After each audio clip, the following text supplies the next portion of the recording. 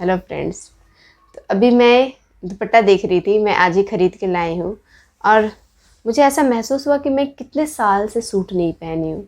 काफ़ी साल हो गए ना, जबकि मुझे सूट पहनना कितना पसंद था। मैं पंजाबी सूट, पटियाला सूट पहनती थी। और शादी के बाद मैं एक दिन भी, 9 साल हो गए शादी को, और एक दिन भी मैं पटियाला सूट नहीं पहनी, पंजाबी सूट नहीं पहनी। इवन के सूट ही कितने साल से नहीं पहनी। तो आज मैं दुपट्टा ख़रीद रही थी क्योंकि मैं एक सूट लेके आई हूँ, बिना दुपट्टा का है वो। तो भाई बिना दुपट्टा का सूट यहाँ मुंबई में तो पहन सकते हैं, फ़ैशन है। लेकिन ससुराल में फ़ैशन वैशन कुछ नहीं चलता है कुछ भी नहीं चलता है। आप समझिए कि मैं साड़ी पहनी थी करवा चौथ के दिन, ठीक है। मेरी सासू माँ घर पे थी। तो जब मैं उनका पैर छूने के लिए झुकी ना, मुझे रियलाइज़ उस टाइम पे नहीं हुआ। जब मैं वीडियो बनाई ना, तब जा कर के मैं नोटिस की।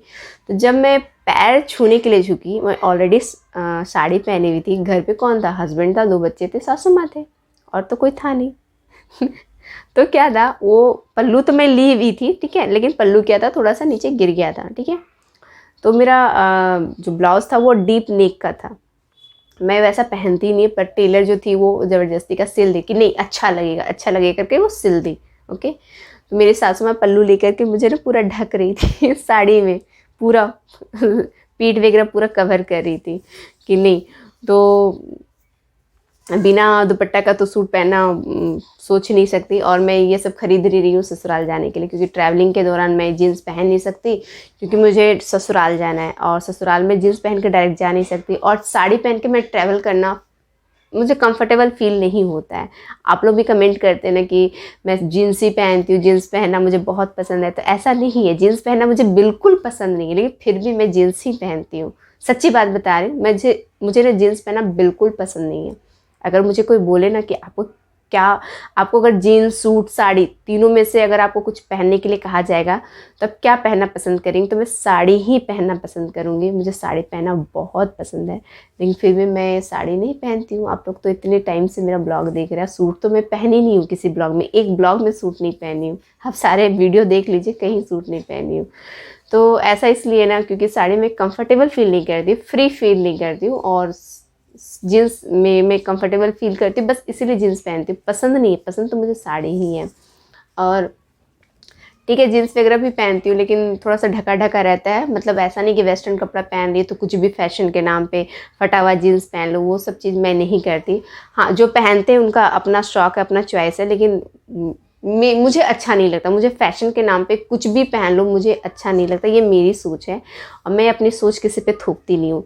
मेरी बेटी छोटी है, वो बड़ी हो जाएगी, अगर उसको शॉर्ट्स पहनने का शौक़ रहेगा तो मैं बिल्कुल नहीं रोकूँगी, क्योंकि उसे वो पहनना पसंद है तो वो पहनेगी।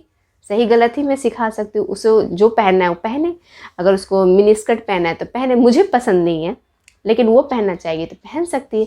क्योंकि मेरा ऐसा मानना है, जिस चीज़ में जिसकी खुशी है उसको चीज़ करने देना चाहिए। ज़िंदगी छोटी से, ये चीज़ तो मैं समझ चुकी हूँ। जब मैं मौत के मुँह पे गई, मैं 100% बिलीव कर चुकी थी कि अब मैं बिल्कुल नहीं बचूँगी, बिल्कुल नहीं बचूँगी। उसके बाद ही मेरे में बदलाव आया, बहुत बड़ा बदलाव आया। मेरा सोच ना बिल्कुल चेंज हो गया। मैं कुछ रिश्ते ऐसे थे जिसको मैं लेके चल रही थी, लेकिन अब उन रिश्तों को टोटली छोड़ दी।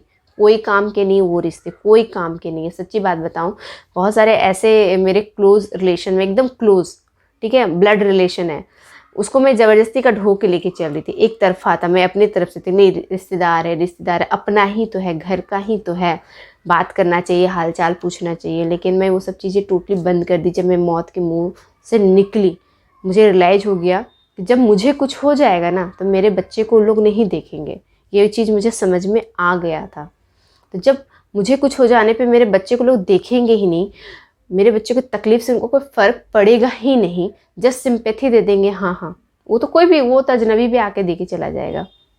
लेकिन उस समय से मैं पूरी बदल गई। अब मैं अपने में ही जीती हूँ, मुझे कोई फ़र्क नहीं पड़ता है। मैं लोगों से रिश्ता नाता भी तोड़ ही दी हूँ, बस एक फॉर्मेलिटी के लिए। अगर उधर से कॉल आ गया तो बात कर ली, अदरवाइज मैं कॉल नहीं करती। अब तो मैं किसी को कॉल नहीं करती, सच्ची बात बताऊँ, मैं अपने मोबाइल से किसी को भी कॉल नहीं करती, ना किसी फ्रेंड्स को करती हूँ, ना किसी रिलेटिव को करती हूँ। क्योंकि जब मेरे साथ सबसे बुरा समय था ना, कौन मेरे साथ था और कौन नहीं, ये चीज़ समझ में आ गया। और एक बुरे समय में ही इंसान का पता चल जाता है कि कौन अपना है, कौन पराया है। अच्छा समय रहेगा ना तो सब साथ देने आएंगे। आपको ऐसा फील होगा जब आपके साथ सब कुछ अच्छा हो रहा होता है ना, तो आपको ऐसा फील होता है कि हाँ ये मेरा अपना है, ये मेरे बुरे वक्त में साथ देगा। पर ऐसा नहीं है, इंसान कहता है अरे भाई मैं तो हूँ ना, अरे यार मैं तो हूँ ना, मैं तो हूँ ना, ऐसे कहेगा। तो वैसा क्यों सोचती, हम हैं ना।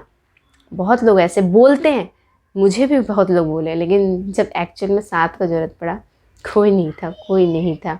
मैं क्या बताऊँ, कुछ चीज़ें ऐसी है ना जो, अब मैं बताऊँ, 2 साल पहले मैं ये घर ली थी।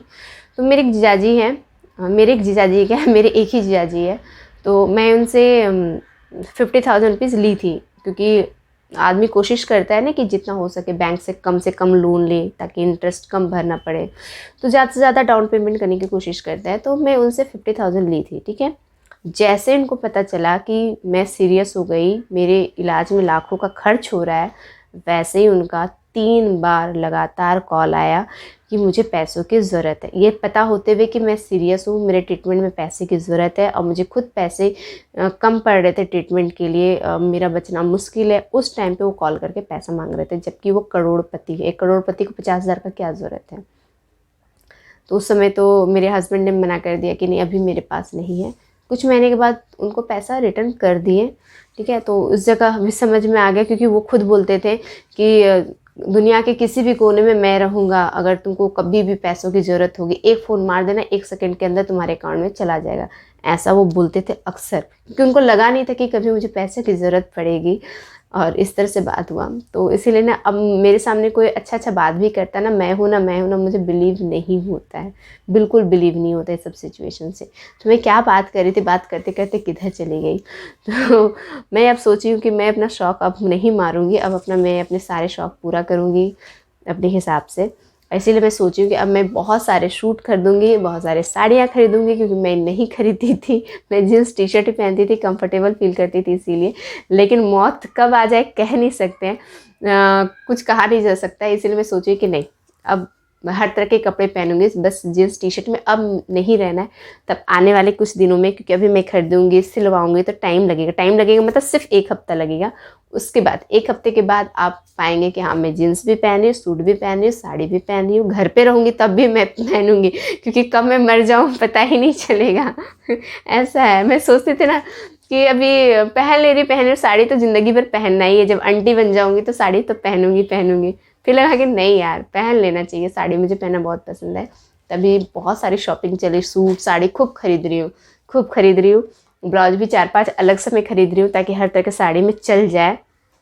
सब शॉपिंग हो रही है, तो मैं आपको दिखाऊंगी नहीं, आप ब्लॉग जब देखेंगे तो मुझे पहनते हुए खुद देख लेंगे। तो ये है आज के ब्लॉग में, काफ़ी सारे शॉपिंग हो गए हैं। बेडशीट वगैरह भी मैं ले करके आई हूँ, क्योंकि एक ही बेडशीट आप हमेशा ये देखते रहते हैं ना, ये बेडशीट। तो मैं बेडशीट भी लाई ताकि बदलते रहूँ, क्योंकि मैं इधर शॉपिंग नहीं कर रही थी पिछले 2 साल से, समझिए तो मैं शॉपिंग ना के बराबर की। क्योंकि मैं एक तो लॉकडाउन आ गया था इस वजह से, और जब मैं बीमार पड़ी थी तो बहुत ज़्यादा स्ट्रेस में चली गई। आप लोगों को पता नहीं चल रहा था, क्योंकि मैं उसके बाद मैं चैनल भी खोली थी, पहला चैनल था उसमें आ रही थी, लेकिन आप लोग को मेरा स्ट्रेस लेवल पता नहीं चल रहा था कि मैं कितने ज़्यादा तनाव में हूँ, क्योंकि वो मैं बताती नहीं थी इस चैनल पे, और ना ही इस ब्लॉग चैनल में कभी अपने तनाव के बारे में बताई कि मैं इतने ज़्यादा स्ट्रेस में हूँ। हमेशा हंसती खिलखिलाती रहती, लेकिन कोई इंसान बहुत ज़्यादा हंसता है तो इसका मतलब ये नहीं कि वो दुखी नहीं है अंदर से, क्योंकि मैं अपने ही बीमारी से डेली फाइट करती हूँ। मुझे पता है सुबह उठते के साथ मुझे गर्म गुनगुना पानी पीना है, मुझे योगा करना है, मुझे पपीता खाना है, ड्राई फ्रूट्स खाना है, मुझे ये कम तेल का खाना खाना है, मुझे आलू नहीं खाना है, मुझे चीनी से परहेज़ करना है, मुझे मैदा रिफाइन ये सब नहीं खाना है, पैकेट फूड नहीं खाना है। हर वक्त ये चीज़ मुझे डिसीजन लेना पड़ता है। जैसे शाम में 2 डेयरी मिल्क आया बच्चों के लिए, क्योंकि अभी बच्चे बोल रहे हैं कि मम्मी चॉकलेट दे, तो चॉकलेट खाना है, ठीक है। तो चॉकलेट लाके 5-5 रुपये वाला ही डेयरी मिल्क दी, क्योंकि ये सब चीज़ें मैं ज़्यादा नहीं देती। वो लोग चॉकलेट ले ली, पर मैं चॉकलेट नहीं खाई। मुझे डेयरी मिल्क बहुत पसंद है, कैडबरी चॉकलेट बहुत पसंद है, पसंद होते हुए भी नहीं खाई। मेरी तबीयत ठीक नहीं, मुझे ये नहीं खाना, मेरे हेल्थ के लिए अच्छा नहीं है। तो वो भी एक तरह से फाइट हुआ ना, हर वक्त अपने मन को मारना, हर वक्त। मतलब मैं आती हूँ रास्ते में कितनी चीज़ें, मुझे मोमोज़ कितना पसंद है, थेरेपी सेंटर के बगल में मोमोज़ मिलता है, पर मैं नहीं खाती हूँ। अगर मैं ठीक रहती तो खाती ना, तो उसको नहीं खाना, वो भी तो फाइट हुआ कि अपने मन को कंट्रोल करो। हर वक्त हर समय फील करना पड़ता है कि मुझे ये नहीं खाना, मेरे लिए अच्छा नहीं है। तो ये सब चीज़ें होती ना, तो मैं क्या बताऊँ, कभी-कभी ना मुझे लगता है कि क्या भगवान ने लाइफ़ दी, मुझे खुद समझ में नहीं आता। मैंने कभी सोचा नहीं था कि कभी यूट्यूब में आऊँगी, अपने लाइफ़ के बारे में दिखाऊँ, कभी नहीं सोची थी। लेकिन आ गई। भगवान चाहता ही था कुछ, मेरा प्लानिंग नहीं था यूट्यूब में कभी आना। मतलब यूट्यूब चैनल खोलने के 1 दिन पहले तक मेरा ये प्लानिंग नहीं था कि यूट्यूब चैनल में मुझे आना है। ये तो सडनली मैं अचानक से आ गई, ऐसा कुछ था ही नहीं। कैसे आ गई, आज मैं खुद ताज्जुब करती हूँ कि मैं यूट्यूब में कैसे आई। और मैं अपने पर्सनल लाइफ़ के बारे में, अपने मन की बात, ये सब चीज़ें मैं कैसे शेयर कर लेती हूँ, क्योंकि मैं बहुत ज़्यादा रिजर्व रहती थी, अपने बारे में किसी को बताती नहीं थी, मैं बहुत ज़्यादा खुलकर बात नहीं करती थी। लेकिन मैं यूट्यूब में आकर के ये सब चीज़ें कैसे करने लगी ना, मुझे खुद समझ में नहीं आ रहा है। तो कभी भी इंसान के साथ कुछ भी हो सकता है, ये चीज़ मुझे समझ में आ गया। ठीक है, आज बहुत बात कर लिए, फिर कभी आगे की बात करते हैं। अपना ख्याल रखिएगा, बाय।